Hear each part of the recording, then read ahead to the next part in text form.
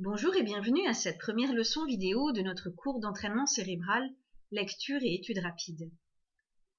Tout d'abord, nous allons étudier brièvement le fonctionnement du cerveau humain, siège des capacités naturelles qui nous permettent de visualiser et de nous souvenir. Ayant en tête la structure et le fonctionnement du cerveau, il vous sera ensuite possible d'exercer vos capacités de base en fonction de vos objectifs. Observons la structure du cerveau. Le cerveau humain est divisé en deux hémisphères, l'hémisphère gauche et l'hémisphère droit. Ces deux sections cérébrales sont reliées par une unité centrale appelée corps calleux. Chaque hémisphère s'occupe de la gestion de différentes activités mentales. Le côté gauche, en vert, gère les activités que l'on pourrait classer comme logiques. Tout ce qui concerne la gestion des nombres et du langage, la création et l'organisation de listes, les processus d'analyse, etc.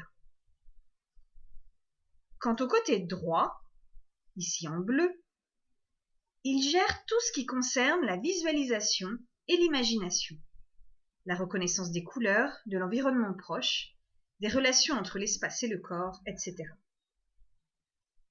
Dans la plupart des cas, il semblerait que les personnes ont un hémisphère dominant dans la gestion de toutes leurs activités cérébrales.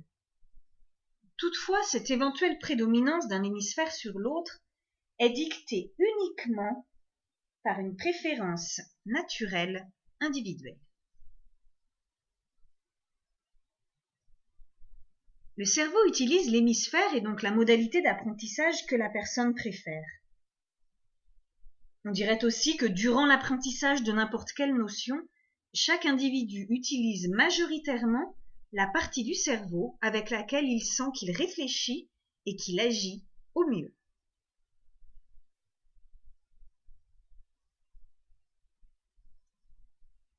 Voyons maintenant en détail comment chacun des hémisphères est organisé. Chaque hémisphère du cerveau est divisé en 4 autres parties, comme on peut le voir dans l'illustration suivante. À l'arrière du cerveau humain est situé le lobe occipital, qui gère le sens de la vue.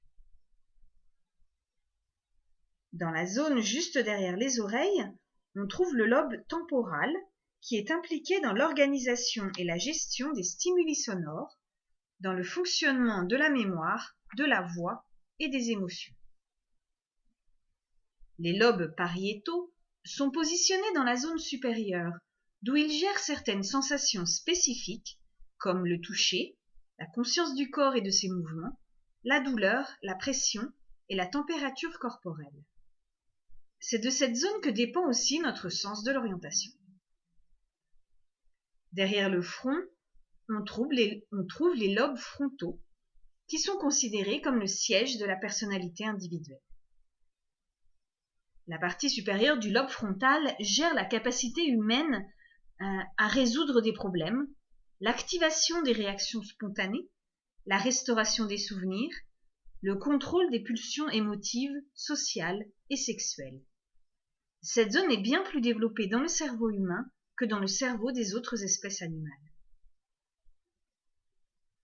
À l'intérieur de chaque hémisphère, entre les nombreux plis cérébraux, se trouvent les structures qui forment ce qu'on appelle le système limbique.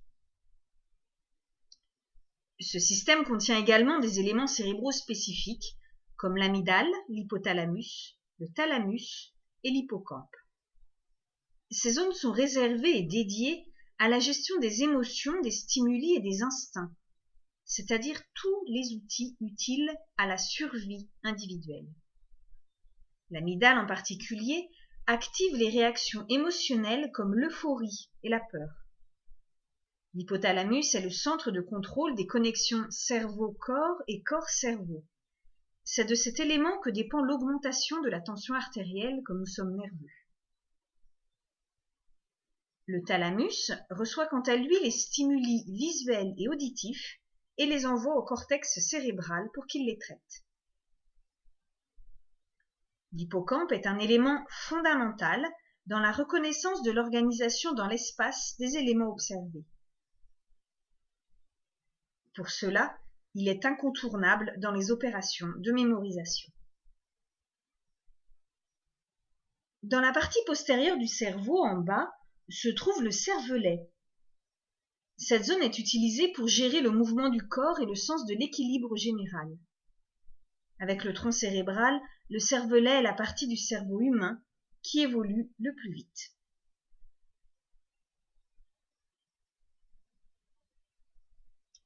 C'est cette zone, avec le tronc cérébral, qui sert à contrôler les fonctions primaires de l'organisme, comme par exemple la respiration et la digestion.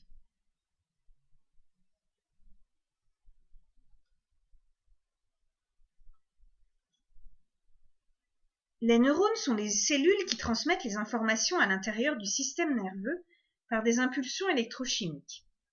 Ils constituent les composants de base du cerveau et de la moelle épinière.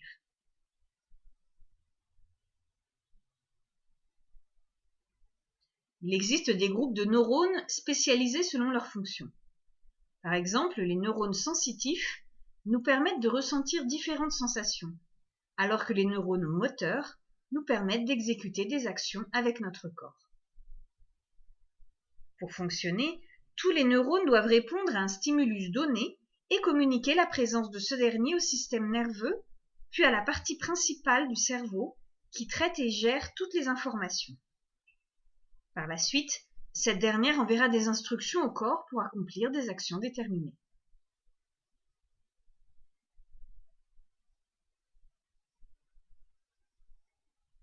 Chaque neurone est connecté à environ 10 000 autres neurones, par l'intermédiaire d'éléments cellulaires spécifiques connus sous le nom de dendrites. Les axones, quant à eux, sont les éléments neuronaux préposés à la transmission des impulsions reçues. Ils ne sont pas reliés directement entre eux, mais peuvent quand même communiquer.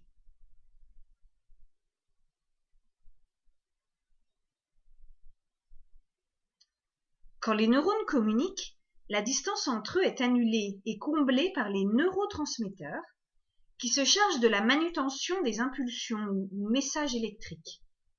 La gaine de myéline agit comme un isolant en augmentant la vitesse et l'efficacité des impulsions électriques transportées.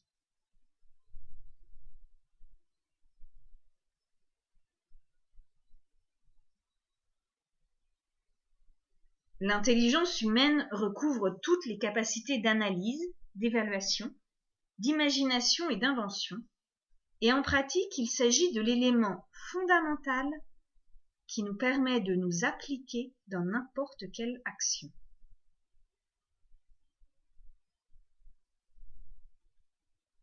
Il existe différentes formes ou domaines d'intelligence.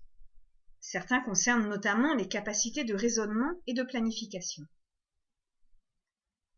L'intelligence des personnes peut aussi être caractérisée par une capacité d'adaptation à des changements dans leur environnement ou une habileté dans la communication interpersonnelle.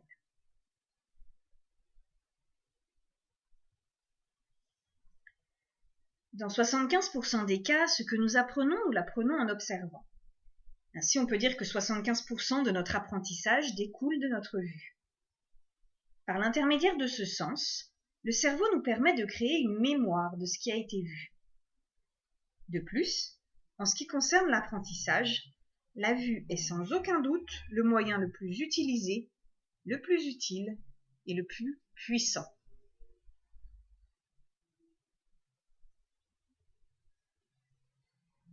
Si on observe cette image, par exemple, qu'est-il possible d'y voir? Observez l'illustration pendant quelques secondes.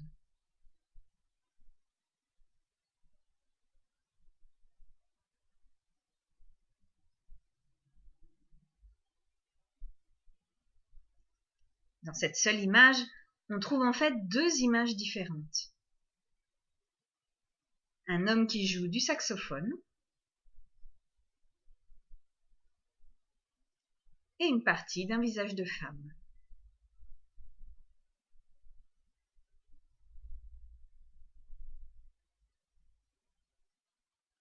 Et si vous observez cette image-là, que voyez-vous?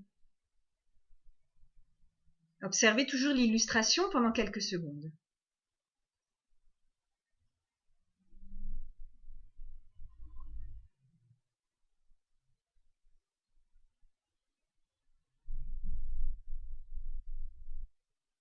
Dans cette image aussi, on trouve deux images différentes. Le profil de deux hommes et un vase. C'est votre vue qui vous permet de les identifier toutes les deux par un travail d'observation. Mais c'est votre cerveau qui en conservera la mémoire. À bientôt pour une nouvelle leçon vidéo.